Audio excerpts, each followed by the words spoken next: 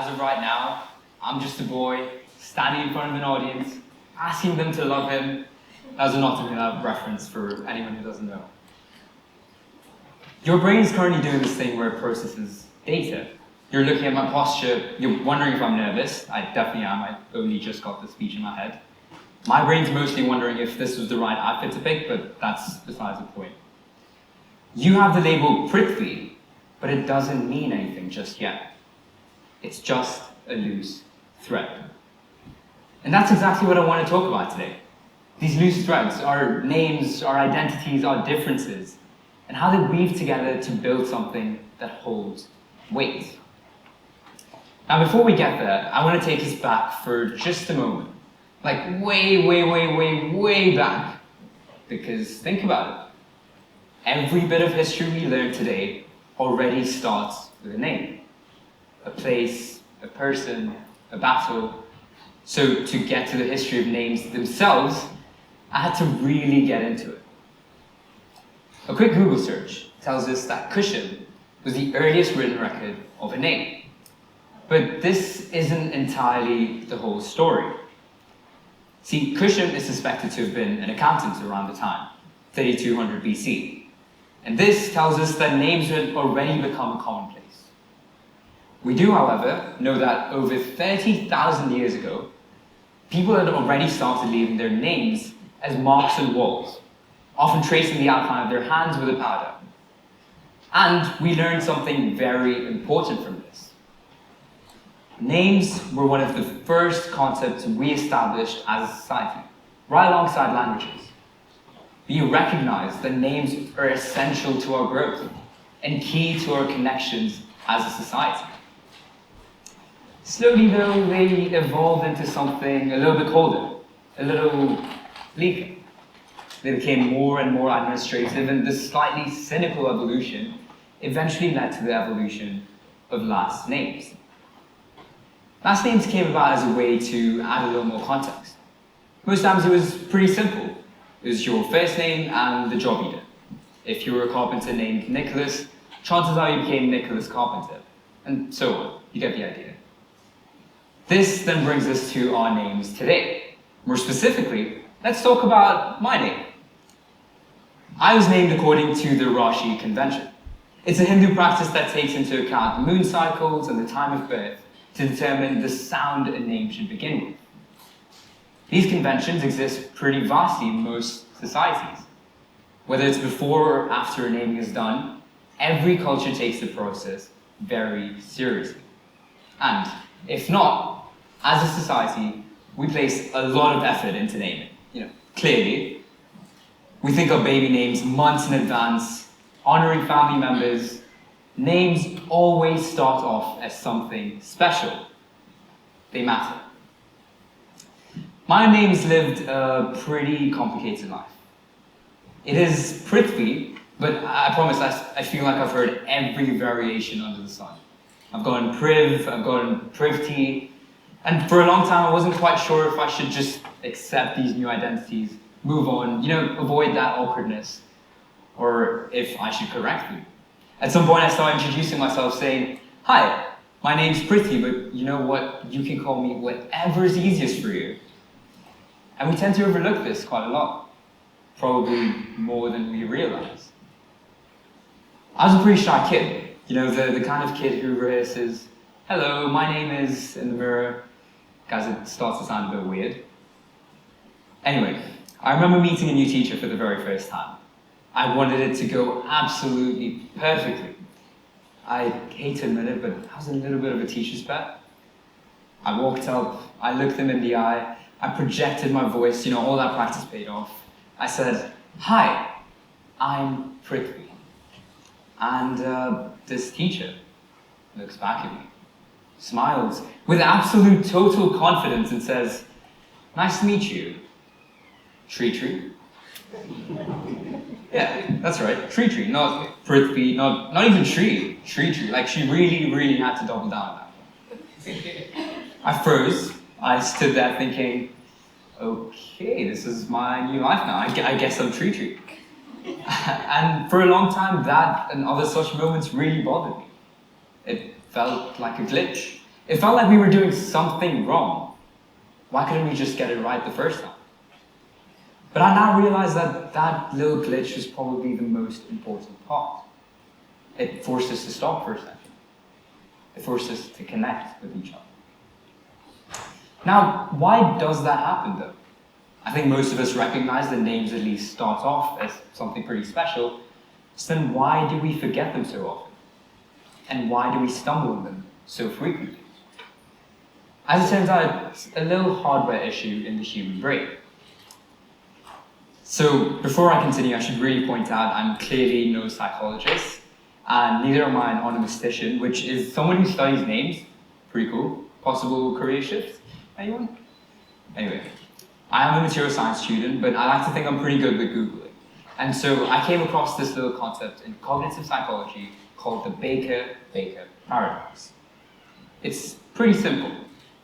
Imagine I divide this room into half, right down the middle. I show group A an image of a man, and I tell you, this man is a baker. Lowercase b, the profession. I then show group B the exact same image, but I tell you this man's name is Mr. Baker. Uppercase B, the name. A couple days later, I test you, and almost without fail, group A remembers the profession. Oh, yeah, that's the guy who bakes bread, right? Group B, you guys have a significantly higher chance of forgetting the word baker entirely.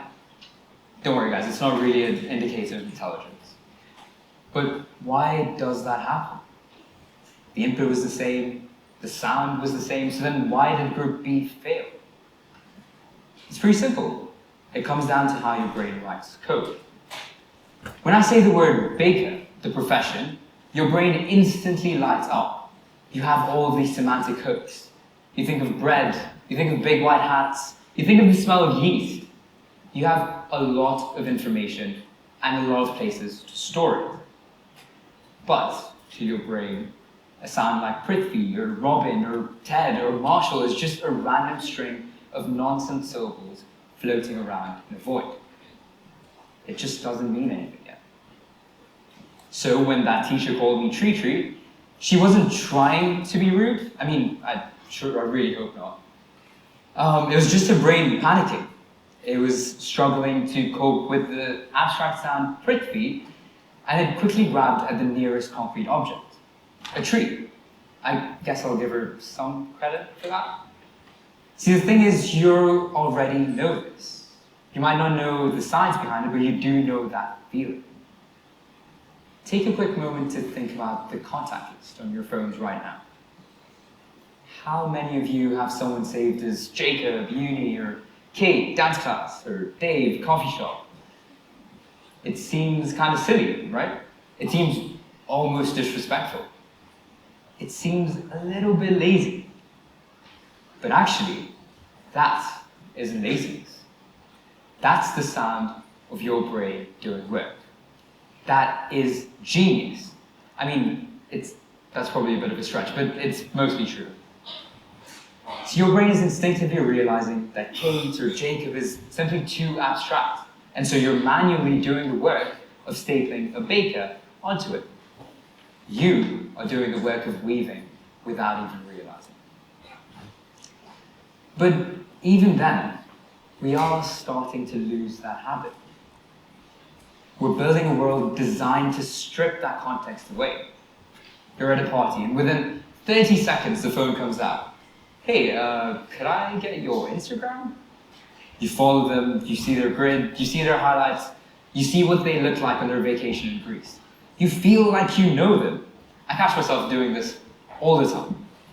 But I recently found out that I follow people on there whose names I could not tell you beyond their handles. I mean, I'm pretty sure this guy's name isn't Bing Chilling 801. That's a real profile I follow, by the way.